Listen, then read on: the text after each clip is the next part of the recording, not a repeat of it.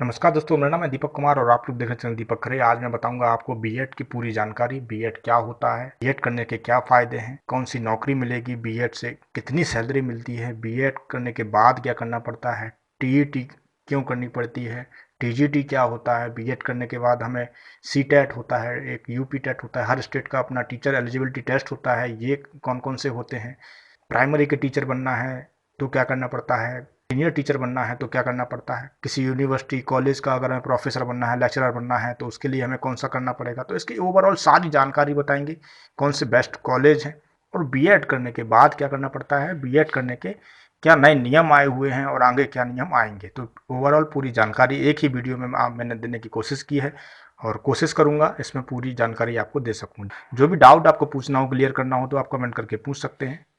तो हम स्टार्ट करते हैं। बीएड की जो फुल फॉर्म होती है बैचलर ऑफ एजुकेशन। आपको यदि टीचर बनना है तो आपको बीएड करना पड़ेगा। ये बीएड एक जरिया है। बीएड अगर आपको ना करना हो, टीचर भी बनना है तो आप बीटीसी कर सकते हैं, डीएड कर सकते हैं, और भी ऑप्शन रहते हैं, लेकिन इस वीडियो में मैं बात करूंगा बीएड की। तो ये बीएड आप कब कर सकते हैं, ग्रेजुएशन के बाद आप बीएड किया जा सकता है।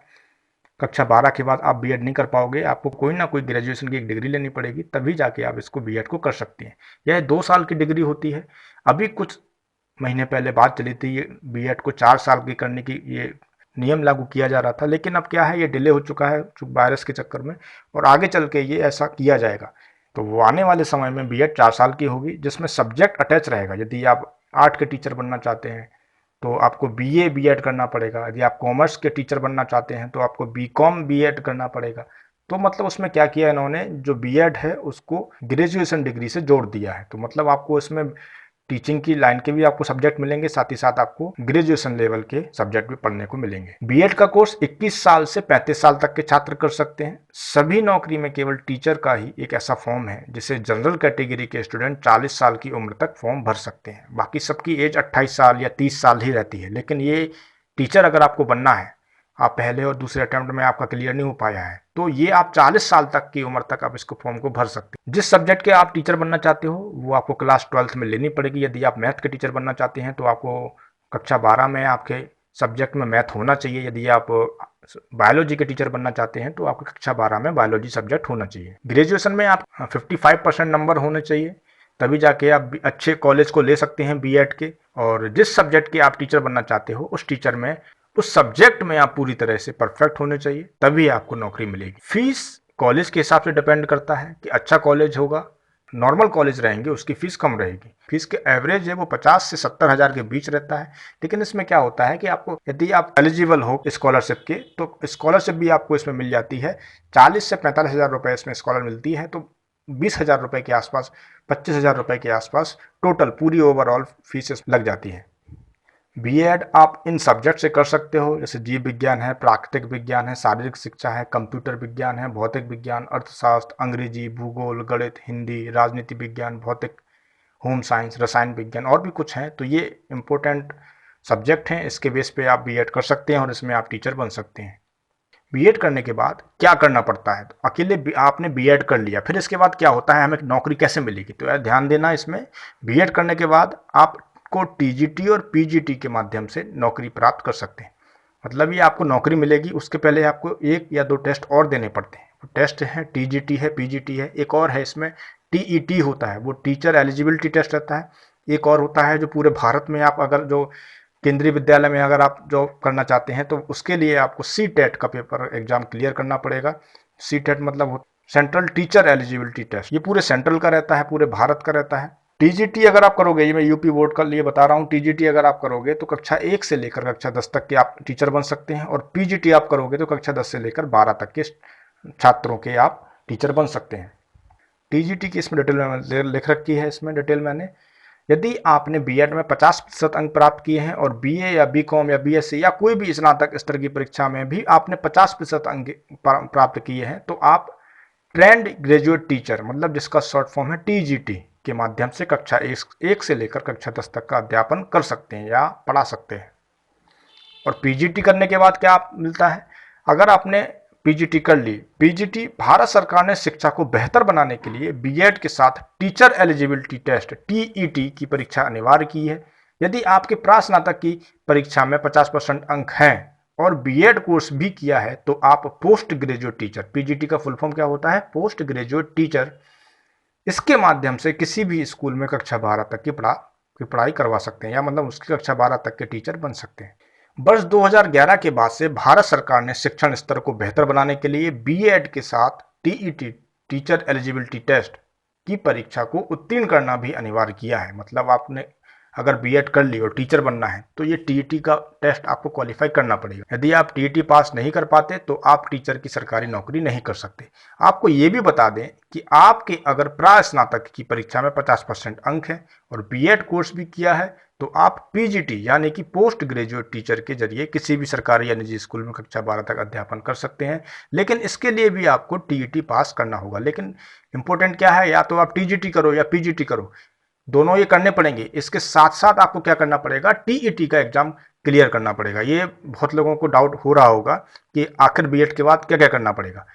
बीएड के बाद आपको 2 टेस्ट और क्लियर करने पड़ेंगे, या तो टीजीटी का या पीजीटी का। इसके साथ ही साथ एक और टीईटी, टीचर एलिजिबिलिटी टेस्ट, ये तो आपको देना ही पड़ेगा, तब जाके आपका कहीं चांसेस बनेगा सरकारी नौकरी में टीचर बनने का। और कहीं प्राइवेट में करना चाहते हो तो आप केवल बीएड करने के बाद आप अप्लाई कर सकते हैं। बीएड के बाद आप एमएड भी कर सकते हैं और आप उच्च शिक्षा में अध्यापन के लिए जा सकते हैं। लेकिन आपको शिक्षा शास्त्र में इसके साथ ही नेट, मतलब कि नेशनल एलिजिबिलिटी टेस्ट पास करना होगा। ये नेट क्या है, इसके बारे में हम बात करेंगे। 30 वर्ष की उम्र तक इस फॉर्म को भर सकते हैं। ये नेट का पेपर कब देना पड़ता है, जब हमें किसी बड़े कॉलेज में, इंस्टीट्यूट में या यूनिवर्सिटी में लेक्चरर की पोस्ट पे या प्रोफेसर की पोस्ट पे नौकरी प्राप्त करनी हो या नौकरी करना चाहते हैं आप। इसमें 2 पेपर होते हैं। पहला पेपर 100 प्रश्न का होगा, दूसरा पेपर भी 200 प्रश्न का रहता है। कुल 3 घंटे का प्रश्न समय रहता है इसमें। पहले पेपर में भी आपको 3 घंटे मिलेंगे, दूसरे पेपर में भी 3 घंटे का समय मिलेगा। एक ही दिन में दोनों पेपर होते हैं। सुबह पहला पेपर होगा, शाम को दूसरा पेपर होगा। इसमें रिक्वायरमेंट रहती है यदि आपके 55% मास्टर डिग्री आपने प्राप्त कर रखी है तभी आप नेट का पेपर भर सकते हो। और ये जो 30 वर्ष है ये प्रोफेसर के लिए है। अगर आपको सहायक प्रोफेसर बनना है तो उसकी कोई आयु सीमा नहीं है, आप कभी भी उस फॉर्म को भर सकते हैं। जो पहला पेपर होगा उसमें तर्क क्षमता, समझ, सामान्य जागरूकता के संबंधित प्रश्न आएंगे। और जो दूसरा पेपर रहेगा आपका विषय, जिस विषय में आप प्रोफेसर बनना चाहते हैं या लेक्चरर बनना चाहते हैं तो उसके बारे में दूसरे सब्जेक्ट में पूछा जाएगा। पहले में आपको पूछा जाएगा तर्क क्षमता, समझ, सामान्य जागरूकता। तो ये अगर नेट आपने क्वालिफाई कर लिया तो किसी भी इंस्टीट्यूट से, किसी भी यूनिवर्सिटी में आप प्रोफेसर बन सकते हैं। इसके बाद हम बात करेंगे बीएड एंट्रेंस एग्जाम में 5 सब्जेक्ट से प्रश्न पूछे जाते हैं।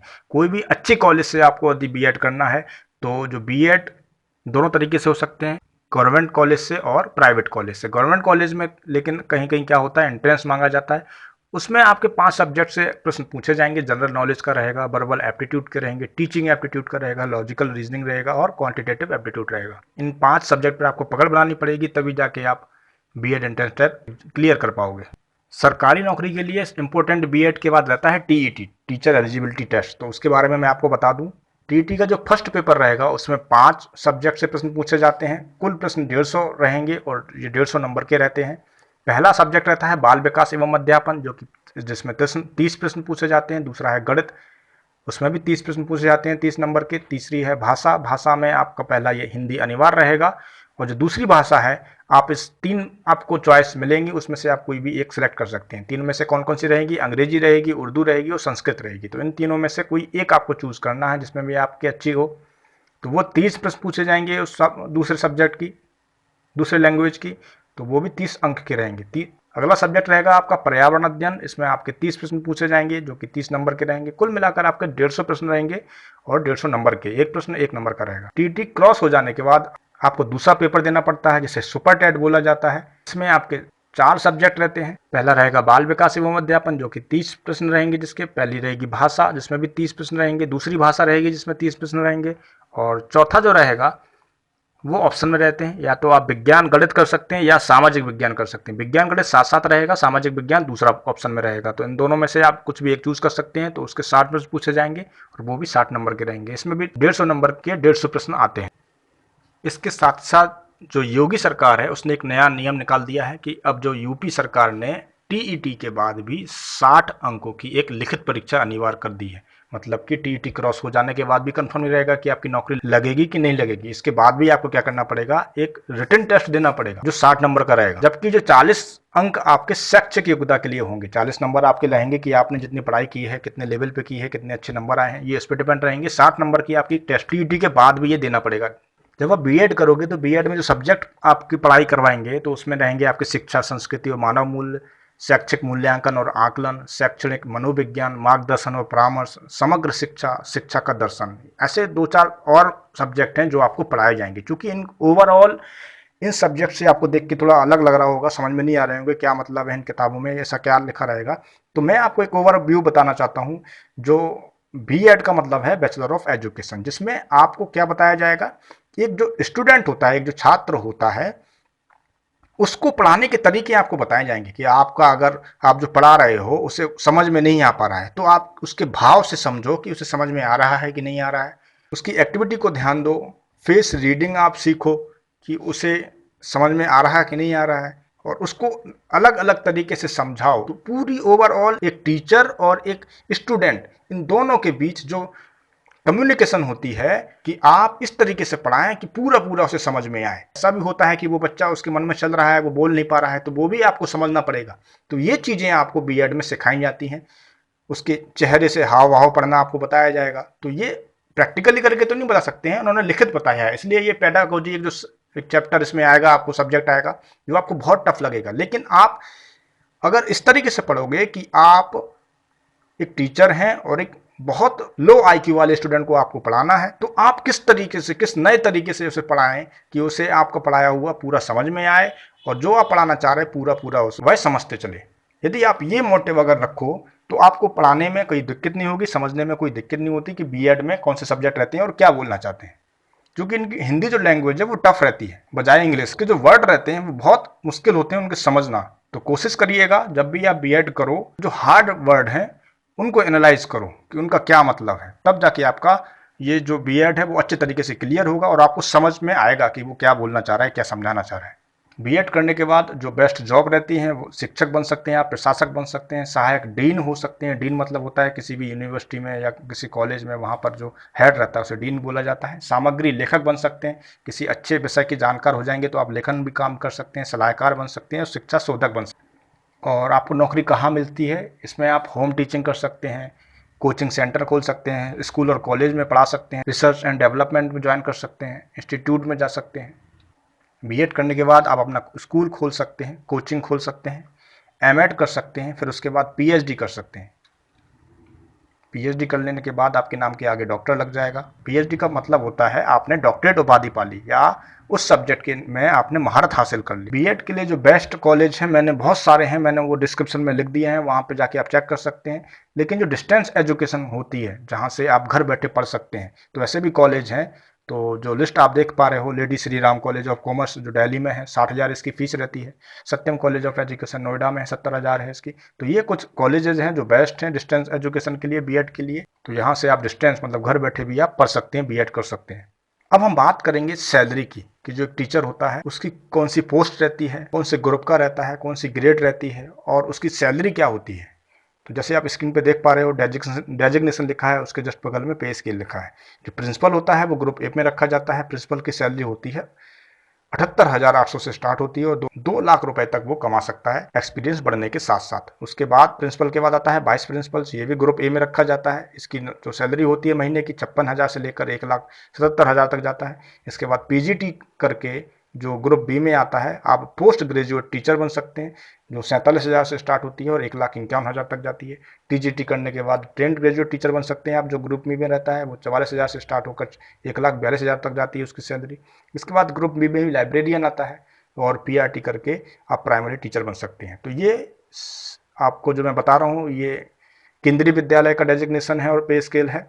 हर स्टेट का अपना अलग अलग रहता है, किसी कहीं पर कम है, कहीं पर ज़्यादा है। अब मैं बात करूंगा, कुछ डाउट रहते हैं कि जैसे मैंने बीएड कर लिया, बीएड करने के बाद टीईटी कर लिया, तो फिर मुझे क्या सबसे पहले करना पड़ता है ताकि मुझे कहीं नौकरी के लिए प्रस्ताव आ जाए और मैं वहाँ पर उपस्थित हो जाऊँ। तो एक वर्ड आता है काउंसलिंग। काउंसलिंग के लिए भी बहुत स्टूडेंट ऐसे होंगे जिन्होंने पहली बार ही सुना होगा वर्ड। तो काउंसलिंग क्या होता है, जैसे कि आप टीजीटी या टीईटी या पीजीटी कर लोगे या कोई भी स्टेट के एलिजिबिलिटी टेस्ट में पास हो जाओगे, इसके बाद आपको काउंसलिंग करनी पड़ती है। तो काउंसलिंग का मतलब होता है आपको आपकी रैंक के अनुसार कॉलेज मिलना। इसके लिए आपको फीस जमा करनी होती है। काउंसलिंग में क्या काम होता है, फीस जमा करनी पड़ती है। उसके बाद कॉलेज बताने होते हैं कि हमें ये कॉलेज चाहिए, यहाँ पे मुझे ये सिलेक्ट, मतलब आप सिलेक्ट करोगे जो आपके लिए बेस्ट कॉलेज रहेंगे। अगर आपकी रैंक अच्छी है तो आपको आपकी पसंद का कॉलेज मिल जाएगा। तो ये इसको क्या कहते हैं, काउंसलिंग कहते हैं। आपके नंबर जैसे आएंगे उसी के हिसाब से आपको कॉलेज दिया जाएगा। तो इस शब्द को काउंसलिंग कहते हैं। दूसरा क्वेश्चन है, यदि मेरे मार्क्स 50% से कम है तो मैं कैसे बीएड करूं? मुझे बनना टीचर ही है, कुछ भी हो जाए मुझे टीचर बनना है और नंबर मेरे नहीं आ रहे हैं, तो मैं क्या करूं जिससे कि मैं टीचर बन सकूं? तो उस आपके लिए है कि आप पोस्ट ग्रेजुएट करें। यदि आपने ग्रेजुएशन कर लिया है, उसमें आपके 40% नंबर आए हैं या 30-35% आए हैं, लेकिन फिर भी आपको टीचर बनना है, तो आपके लिए क्या सुझाव दूंगा मैं कि आप पोस्ट ग्रेजुएट पहले करें, उसमें अच्छे नंबर लाएं, कम से कम 50-60 से ऊपर आने चाहिए, 55% से ज़्यादा आने चाहिए। फिर इसके बाद आप पोस्ट ग्रेजुएट के बेस पर बीएड कर सकते हैं और जो आपका सपना है टीचर बनने का वो आप बन सकते हैं। अगला क्वेश्चन है, मुझे यूनिवर्सिटी में प्रोफेसर बनना है तो उसके लिए मैं क्या करूँ? मैं इसको बता चुका हूँ, लेकिन फिर भी मैं दोबारा दोहरा रहा हूँ। आपको सबसे पहले पोस्ट ग्रेजुएट करना पड़ेगा। पोस्ट ग्रेजुएशन कर लेने के बाद आपको एक जो यूजीसी और एनईटी जो नेट बोला जाता है इसको, उसका जो टेस्ट होता है उसको उसमें पास होना पड़ेगा, तभी जाके आप किसी यूनिवर्सिटी के लेक्चरर बन सकते हैं, प्रोफेसर बन सकते हैं। तो ये थी ओवरऑल पूरे बीएड करने की जानकारी। तो बहुत बहुत धन्यवाद वीडियो को पूरा देखने के लिए। यदि आपको वीडियो पसंद आई हो तो लाइक करिए, सब्सक्राइब करिए और शेयर करें ताकि दूसरे स्टूडेंट्स उनको ये जानकारी मिल सके। शुक्रिया। जय हिंद, जय भारत।